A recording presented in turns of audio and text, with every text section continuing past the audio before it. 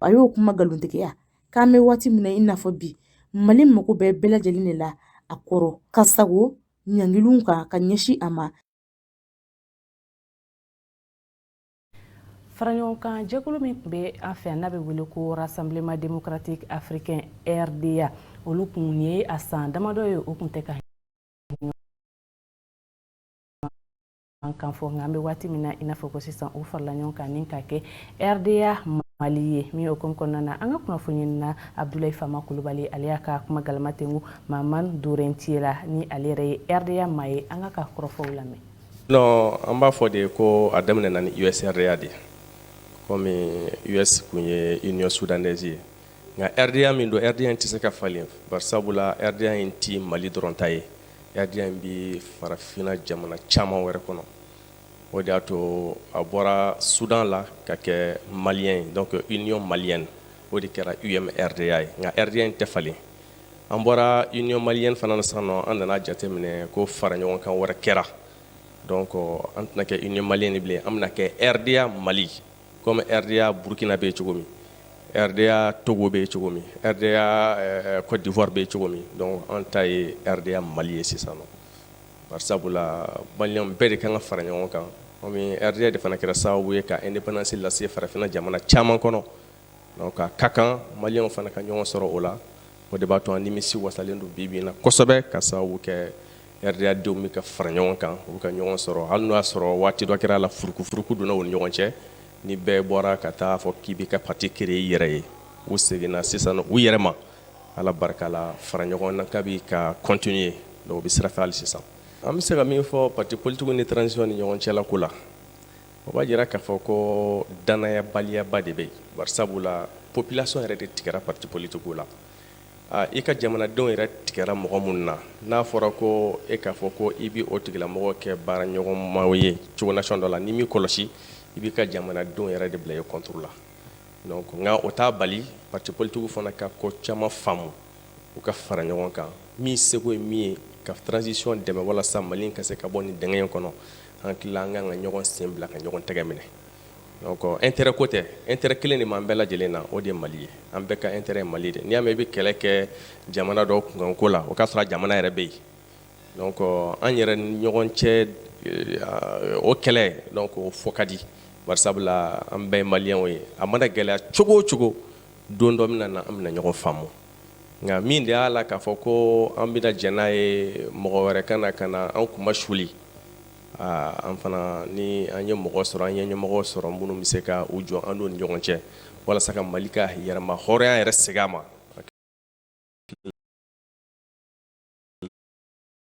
olu ni foli fana ka kan bari sabula pour que i ka kɛ yɛrɛ jamana ɲɛmɔgɔ ye bi na f'i ka jɛ fɛn damadɔ kɔ i ka jɛ i nin kɔ i ka kɛ faso fɛ u ko Modibo Keyita o ye an yɛrɛ ma kunkɔrɔta ye bari sabula parti yɛrɛ bi Modibo Keyita sendannɔ de taamani nɔfɛ parti bi o de nɔfɛ donc n'u y'a ye k'a fɔ ko Modibo Keyita ka taabolo de kun ka ɲi wa ni jateminɛ yɛrɛ fana kɛ n'a bɔra président Modibo Keyita la président wɛrɛ si tɛ yen min sera ka kariya ka Faransi gɛn ka bɔ Mali jamana kɔnɔ Modibo Keyita fɔlɔ de y'o kɛ Mali in kɔnɔ yan wa ni transition de fana kɛra sababu ye tuguni k'o kɛ kuma tɛ Modibo Keyita ninnu b'a kɛ waati min o y'a sɔrɔ u fana ye jeunes de ye transition min fana bɛ yen sisan nɔ olu fana ye jeunes de ye donc an bɛna fɔ sisan nɔ jeunes de bɛ se ka jamana in bɔ nɔgɔ la. Kalanko nasira kan institut privé de langue appliquée n'a bɛ wele ko IPLA ale ye sanfɛ kalanso kura ye min dayɛlɛli baaraw kɛra an fɛ nɔ ka bɛn ni tarata don ye a kɛra kabalakaw fɛ nin nɔ maaba saba de farala ɲɔgɔn kan ni ka nin sanfɛ kalanso in dayɛlɛ min bɛ tali kɛ madame Sibi Ginette Bellegarde fo ka taga ale ye ministre kɔrɔ ye an fɛ nɔ fo ka taga se professeur Maki Samake ale ni Isa Kamara ma a dayɛlɛ kɛnɛ kan MCTV tɔgɔ la Mamadou Diallo tun bɛ yen nɔ a ye jaa minnu sɔrɔ an ka olu lajɛ. sanfɛ kalanso kura min n'a dayɛlɛnna an ka jamana kɔnɔ n'a bɛ wele ILAP ale ye kalanso ye min sinsinnen don walasa fɛn min ye kalan kɛ ko ɲuman o ka se ka sabati an ka jamana kɔnɔna la o hukumu kɔnɔ ma hakili juru carilen minnu ye jamana kalanko jalaw tigɛ wagati labanw na olu farala ɲɔgɔn kan ni ka nin kalanso kofɔlen o sigi sen kan a kɔnɔna la fɛn min ye kalan sugu minnu bɛ kɛ o bɛ tali kɛ droit ani commerce international la fo ka taa se marketing ani communication ani langue ni littérature ni civilisation anglais kan ale sinsinnen no kosɛbɛ ni kalan ninnu senfɛ o bɛna kɛ sababu ye fɛn min ye kalanden minnu n'o bɛ bɔ nin kalanso kofɔlen in na olu ka se ka kɛ maa ye n'u taara diɲɛ fan o fan u bɛ se ka u ka kalanw olu baaraw lawaleya. An ye nin miiriya in nana anw na n ko ni sɛgɛn lafiyabɔ sera an tɛna an sigida la ka sunɔgɔ an tɛna to so kɔnɔ ten an ye dɔnniya minnu fara ɲɔgɔn kan o sanji 40 kɔnɔ an maa saba faralen ɲɔgɔn kan ka kalanso dayɛlɛ o tɛ se ka kɛ tulonkɛyɔrɔ ye parce que an bɛ siran an to an ɲɛ an bi tɛ se ka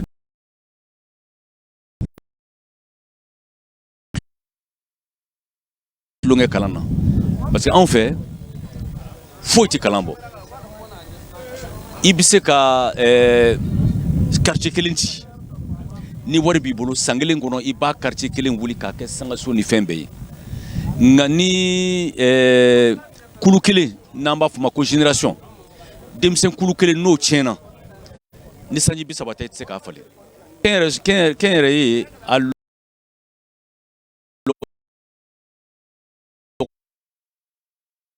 ekɔlisow ka ca kunci t'a ban mais danfara min bɛ anw ni tɔw cɛ n'i ye anw ka kalansow ye n'an b'a fɔ ma salle de classe kalanden 10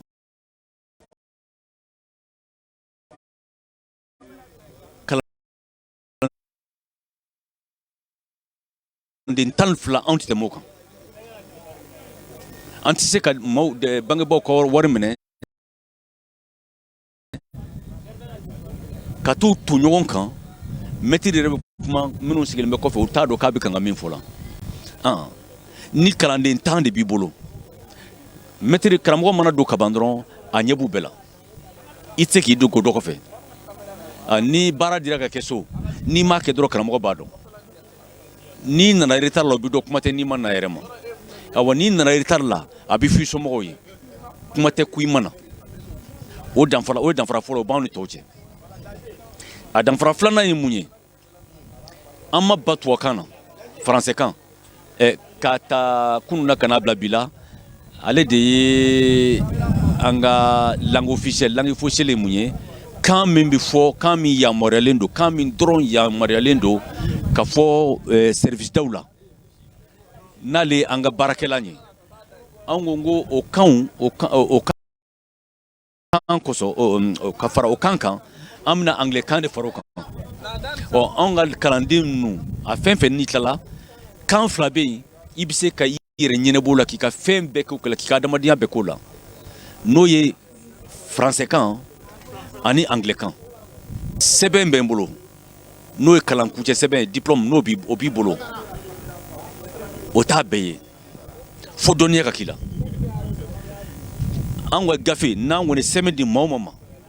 k'a fɔ ko nin kalan b'i la siga t'aw la o kalan b'i la parce que anw yɛrɛ bɛ siran an to an ɲɛ nin ɲɔgɔnnacɛ in kun bɛ tali walasa ka ɲɛfɔli kɛ nin kalanso kofɔlen a bɛ se ka lakodɔn cogoya min na ani fɛnɛ ka yirali kɛ maaw la kalanyɔrɔ minnu b'u bolo n'olu bɛ tali kɛ diɲɛ sariyaw la ka se k'a yira k'a fɔ kalanden minnu bɛ taa nin kalanso kofɔlen in na olu bɛna kɛ maaw ye min tɛna kɛ maa caman ye wa u bɛna se ka u ka kalanw olu baaraw kɛ nɔgɔya kɔnɔna la yɔrɔ kɛrɛnkɛrɛnnen minnu bilalen don o kama an bɛ ladɔnniya k'a fɔ tɔgɔsɛbɛnw olu daminɛla ka ban wa maa minnu bɛ yen nɔ n'olu ye jɔnjɔnw sɔrɔ fɛn min ye bagi la bin kɛlen don olu ye sɔngɔ ta fanfɛ o la maa si kana sigi bilen an ka ILAP sɛgɛrɛ kabalakaw fɛ yen nɔ walasa kalanko ɲuman an bɛ se k'o sɔrɔ cogoya min na. Mamadou Diallo ka ni kalanko kunnafoni bɛ taa n'an ye an ka marabolo kunnafoniyaw la Kanja Traoré ale ka wulikajɔ n'a ka cɛsiri kunnafoniya minnu sɔrɔ marabolo kɔnɔna na an ka olu lajɛ. A ye aw bisimila a ka bi marabolo kunnafoniw na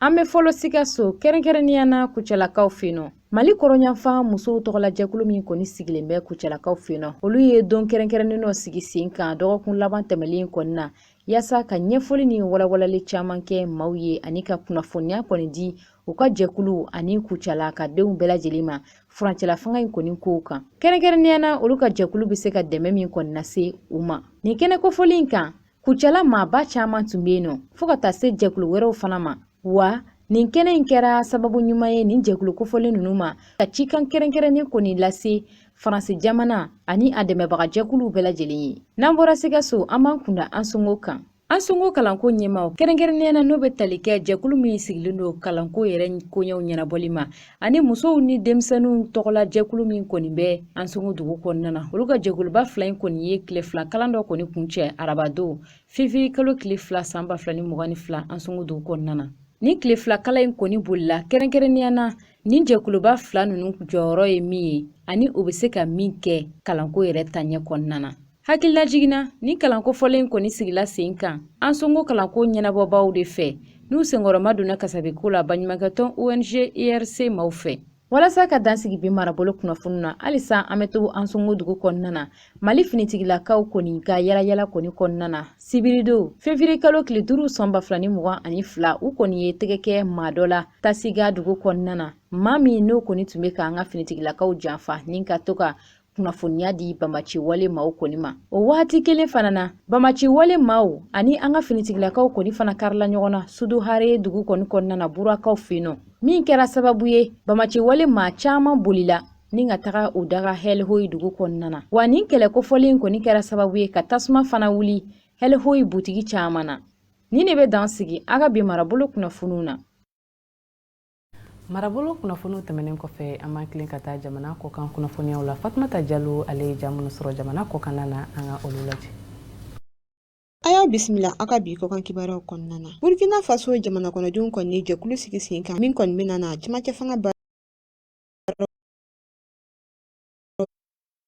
bɛɛ lajɛlen kɛ ka kɛ ni tarata don février kalo tile 8 ye. Ni jɛkulu maa ninnu kɔni bɛna laseli kɛ jamana kɔnɔdenw ye cɛmancɛ fanga maaw ka baaraw la fo ka taa se u bɛna wagati hakɛ min kɛ cɛmancɛ fanga o ɲɛ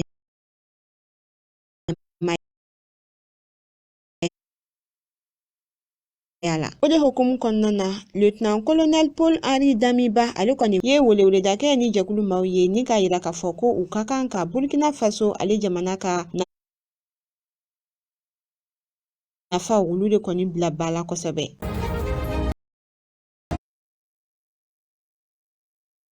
Nin ye a san 40 ye jiko gɛlɛya kɔni bɛ maa miliyɔn 13 o de kɔni minɛ farafina jamanaw kɔnɔna na. Diɲɛseleke 4 maaw kɔni a yira k'a fɔ ko ni san 3 laban ninnu na ko sanji o kɔni tɛ ka na a ɲɛma farafina jamanaw kɔnɔna na. Jiko gɛlɛya kɔni sera maa miliyɔn 7 de ma minnu ni olu kɔni mako bɛ dɛmɛ na kosɛbɛ. Wa o jiko gɛlɛya nana faraga kɛlɛ kan min bɛ Tigre ale jamana kɔnɔna na ni wagati ninnu na. François Beya ni ale ye RDC kaw ka jamanakuntigi Félix Tshisekedi ale kɛrɛfɛmaa ye ale kɔni minɛnen no ANR kulu maaw fɛ kabini sibiridon février kalo tile 5 ka kɛ ni o ka minɛni ninnu ye u ka gouvernement maaw kɔni laseli kɛ taratadon février kalo tile 8 laseli min kɔnɔna na u da sera lakanabaliya ma ni ka weleweleda kɛ u ka jamanakɔnɔdenw bɛɛ lajɛlen yɔrɔ togoya min na bɛɛ lajɛlen bɛ se ka i janto i yɛrɛ la ale ni bɛn ka se ka na u ka jamana kɔnɔna na togoya min na. An bɛ a kuncɛ ni Burundi ale jamana ye. Kalo caman sigikafɔw kɔfɛ Union Européenne ale ni Burundi jamanaw ni ɲɔgɔn cɛ Bruxelles jamana ye kasabi ɲaɲini kɔni lawuli ka bɔ Burundi jamana kan. Ni laɲini kɔni wulila u ka jateminɛ dɔw kɔfɛ hali ni o y'a sɔrɔ Union Européenne maaw kɔni a yira k'a fɔ ko gɛlɛya dɔw bɛ jamana kɔnɔna na hali bi.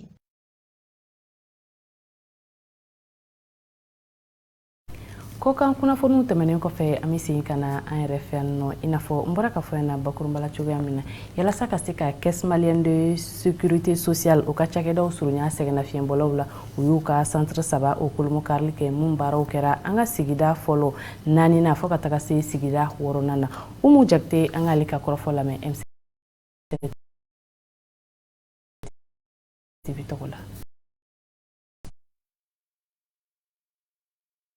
a kɛnɛ in kɔni kan an ka minisiri delege ni ale ye Umaru Jara ye ale kɔni kun bɛ fo ka taa se Caisse Malienne de Sécurité ɲɛmaw ani jɛkulu maa caman olu bɛɛ kun bɛ kɛnɛ in kan. Caisse Malienne de Sécurité Sociale u kɔni y'u ka laɲiniw ɲɛfɔ kɛnɛ in kan. U ka laɲini ninnu kɔni dɔ kun ye ka yɔrɔ ɲini walasa an ka cɛba minnu bɛ sɛgɛndafiɲɛ bɔ la olu kɔni bɛ se ka u ka wariw sɔrɔ nɔgɔyala cogoya min na ko sabula ni kɔni ye a ta k'a lajɛ ni makofili ninnu kɔni u ni di jamana ma walasa jamana o bɛ se ka bɔ nɔgɔla cogoya min na n'a fɔra ko olu kɔni bɛ sɛgɛndafiɲɛ bɔ la fɛɛrɛw de kan ka tigɛ walasa o fana bɛ se k'u ka wariw sɔrɔ nɔgɔyala cogoya min na. Ni kumakan in kɔni fɔra an ka minisiri min ka baara ɲɛsilen bɛ kɛnɛya ko ma ni ale ye Madame Jaminatu Sangare. A kɔni yirala k'a fɔ ko Bamakɔ kɔnɔna na an ka komini fɔlɔ 4nan fo ka taa se 6nan ma olu kɔni de bɛna ni yɔrɔ ninnu sɔrɔ walasa an ka cɛba minnu bɛ sɛgɛndafiɲɛ bɔ la u bɛ se k'u ka wari sɔrɔ cogoya min na.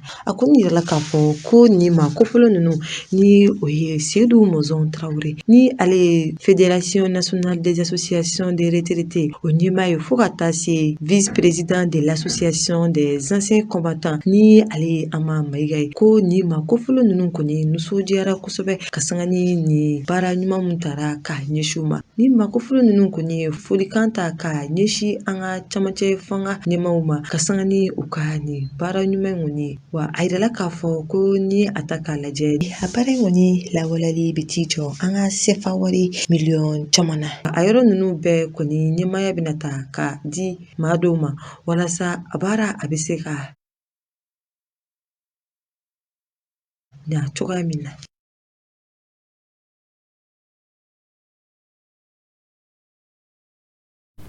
O kunnafoni tɛmɛnen kɔfɛ hali bi an bɛ tɛmɛ ni an ka bakurunbaw kɔnɔ kow ye. Sɔ ale ye dumuni min bɛ kɛ an fɛ yan nɔ kosɛbɛ mɔgɔ caman bɛ sɔ ale fɛ nka an bɛ waati min na sisan a yirala k'a fɔ sɔ kɔni caman b'a la ka fara a sɔngɔ kan sabula a kilo bɛ daminɛ 120 140 fɔ ka taga se 130 ninnu bɔɲɔgɔnko ma. An ka kunnafoni na Umu Jakite ale ye munumunu salo dɔw kɛ a koɲɛw kan a ye jagoya minnu sɔrɔ an ka olu lajɛ. Sɔ ale kɔni ye dufɛ min kɔni kanunen don kosɛbɛ an ka jamanaw kɔnɔna na kelen-kelenna Mali jamana kɔnɔna na. Ni kɔni ye a ta k'a lajɛ sɔ ale kɔni ye dufɛ min ni a ta k'a lajɛ a kɔni bɛ se ka hadamaden tanga bana caman ma. Bi bi in na ni a ta k'a lajɛ sɔ ale kɔni da ka gɛlɛn kosɛbɛ an ka sugu kɔnɔnaw na ka sanga ni o ye feerekɛlaw fo ka taa se sannikɛlaw ma olu bɛ b'u hakilina di. Sɔ ye qualité fɛ 3 ɲɔgɔnna ye. Sɔ kumaba bɛ yen an bɛ k'ale feere 150 bi u b'a d'a ma 130 140. Sɔ misɛnmanin jɛma u b'ale d'a ma 130 120 an b'ale feere 130 140. Sɔ bilenman yɛrɛ ɲɛti ye kɔni o tɛ ka ye ka ɲɛ d'a kan yɛrɛ. Sɔ bilenman kɔni ka di client ye kosɛbɛ mɔgɔ bɛ sɔ jɛma fana san ka caya parce que ka sababu kɛ sɔ bilenman tɛ sɔrɔ la ye. Belebeleba de farala kan camanba yɛrɛ fitini tɛ caman yɛrɛ farala kan. O fɔlɔ la u bɛ se ka sɔrɔ 70 80 a b'a feere 90 100.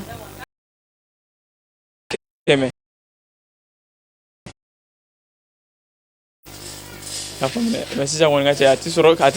tɛ sɔrɔ 120 yɛrɛ sanfɛ bilen.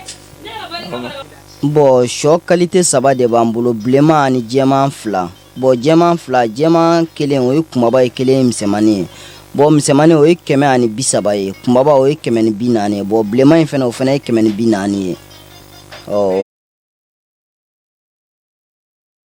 prix 3 kɔni de b'an bolo sɔ la. A 3 a bɛɛ bɛ san nka jɛman de bɛ san ka tɛmɛ bilenman kan kosɛbɛ. Bilenman ale sugu ka suma dɔɔni n'o tɛ a 3 bɛɛ bɛ san. Caman farala prix kan sabu san tɔw la sɔ ye 75 ye anw yɛrɛ b'a ta prix minnu na i bɛ sɔrɔ 65 an b'a feere 75 nka a ɲina sɔ an bɛ min feere 130 yɛrɛ san an bɛ k'a ta 11 ani 500 11 ani 600 an bɛ ka min feere 140 an bɛ k'o ta 12 ani 500 o y'a kɛmɛ ni mugan anw yɛrɛ bɛ k'a ta kɛmɛ ni mugan ni duuru an b'a feere kɛmɛ ni 40. Bɔ gɛlɛya anw tɛ se ka fɛn fɔ a gɛlɛya la, anw tɛ se ka ɲɛfoyi fɔ a gɛlɛya la. Anw kɔni mana sɔrɔ cogo min na an b'a feere ten de, donc anw tɛ se ka fɛn fɔ a gɛlɛya in na. Anw kɔni b'a dɔn depuis tilema fo sisan sɔ ma jigin, sɔ kura bɔra, bon a bɛ nin prix in de la. Donc nka gɛlɛya yɛrɛ cause ye min ye anw t'o dɔn. Anw kɔni tɛ se ka fɛn fɔ gɛlɛya cause kan, sabu sɔ bɛ bɔ yɔrɔ minnu na anw tɛ se yen, bon mɔgɔ wɛrɛw de bɛ se o yɔrɔ ninnu na ka n'a d'anw ma, donc anw tɛ voyager anw tɛ foyi. Minnu bɛ voyager olu de bɛ se k'a dɔn gɛlɛya min b'a la, donc anw tɛ se ka fɛn fɔ o gɛlɛya la. Ne ye sɔ kilo 1 sɔn, sɔ kilo 1 kɛmɛ ni 50, o belebeleba de farala sɔngɔ kan. Hakilina jiginna ni a ta k'a lajɛ sɔ ale kɔni ye dunfɛn ye min ka ɲi hadamaden yɛrɛ ka kɛnɛya ma, wa ni a ta k'a lajɛ kɔni ye dunfɛn ye mun fɛlen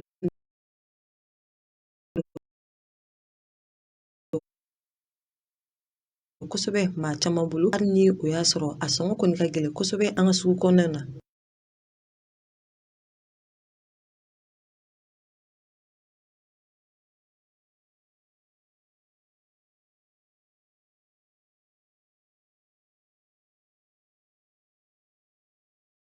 Shoko kunnafoni de be an ka bisu in na kunnafoni kuncɛ an sera ka minnu sɔrɔ k'olu walawala ka di aw ma an b'aw fo aw ka lajɛli ko ɲuman na su hɛra ala k'o di ne ni aw bɛɛ lajɛlen ma.